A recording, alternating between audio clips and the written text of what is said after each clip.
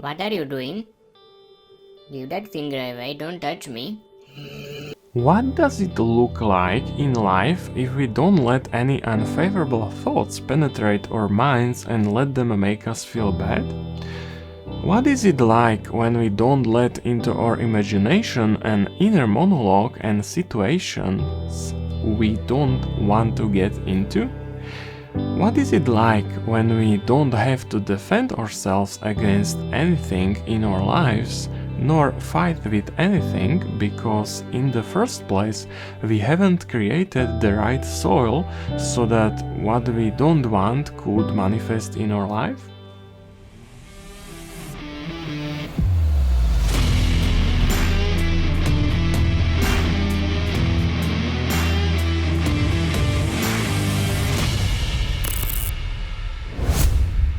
If at any time you start to feel negative emotions toward other people just because they have a different opinion than you, then that's only because you don't respect their freedom to have a different opinion, and your ego begins to judge and condemn them. This means that you are actually starting to harm yourself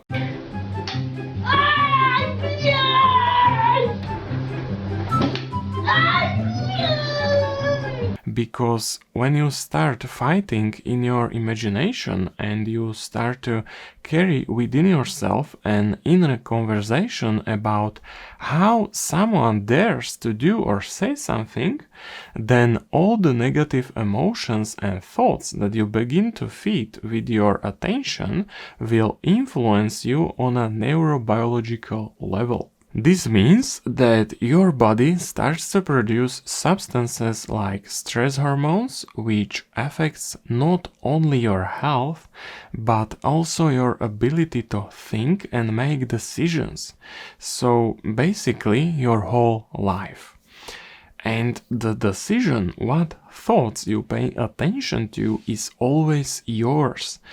It's your free choice.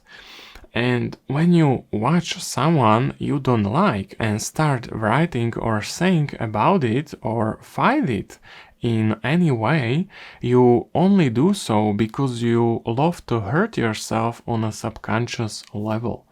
You like to get into negative emotions and feelings because you have been taught to do so, and you don't even realize that it's a self-destructive subconscious program.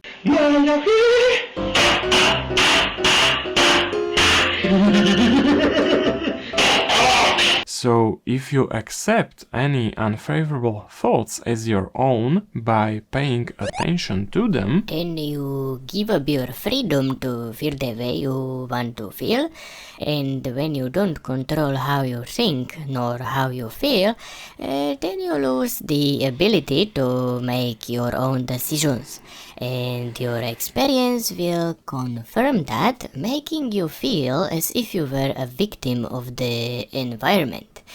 But you started it by giving away your freedom to unfavorable thoughts.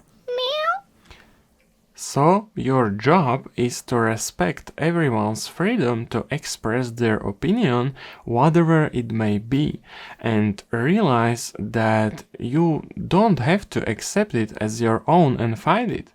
If you start to fight it, you lose your freedom, and it's your decision. On the other hand, if you decide not to let other people's opinions and thoughts into your mind, then it cannot affect your life, and no one can force you to think about something. We have absolute freedom in that, and since the outside world is just a delayed feedback of our thoughts and how we feel, then logically, if we don't let any doubts into our minds, then they just can't show up in our lives.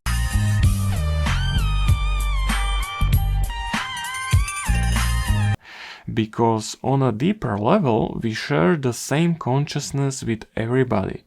In practice, this means that everyone reacts to our beliefs and the internal monologue that we regularly carry within us.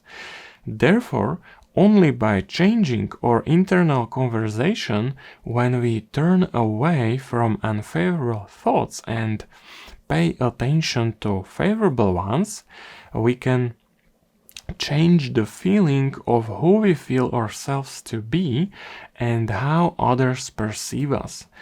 Doing this will change the behavior of all people towards us. For example, in the summer, I went to Croatia through Austria, Slovenia and Bosnia and Herzegovina. Since I didn't take any information from the media and other people for my own, no one wanted anything or asked us about anything at any borders on the way to Croatia or on the way back. Despite the fact that the opposite was said everywhere.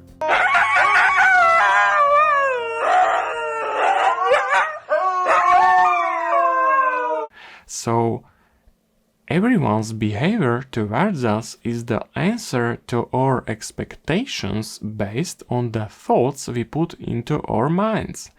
This will affect how we feel, and the result is that we begin to create inner conversations and perceive in our imagination the situations that are the result of these thoughts and feelings. And then, of course, it will show up physically because we created it. But why do people have a tendency to accept unfavorable thoughts? Because it's a habit. By repeatedly paying attention to unfavorable thoughts, we teach our body to the chemical cocktail of unfavorable substances. And now, in order to stay in this cocktail, our body needs its dose of negative thoughts to maintain the level of these substances. Therefore, if you want to make a change, it requires a training. This means that you have to learn to notice what you are letting into your mind and always change your attention from something you don't want to something you want. But sometimes when you've been thinking and feeling bad for a long time, it's like trying to stop a big train going really fast. That's why meditation is so important. It helps you to move your attention from that train to something else, and gradually that train will stop itself if you won't constantly fuel it with your attention. So this way we will change the habit on unfavorable thinking? Yes. Then it will be the other way around. You will easily accept favorable thoughts and the unfavorable ones will no longer interest you at all. Only this way you can keep your mind as clean as the Garden of Eden mentioned in the Bible. Wait, I will find it. Oh yes, Genesis 2:15. The God took the man and put him in the Garden of Eden to work it and take care of it. And this Garden of Eden is not a physical garden in the world, but it's our mind. And in order to be a good gardener, we need a suitable tool with which we can remove all weeds. Yes, and the best tool is to tune to well-being through meditation, allowing, or einstellen with Bruno Gruning. It doesn't really matter what we use. What's important is so that we would start to feel the infinite power that is within us, so we could start to trust it again. And tell them to give us a like and subscribe if they haven't done so already. I think they've heard you. Right?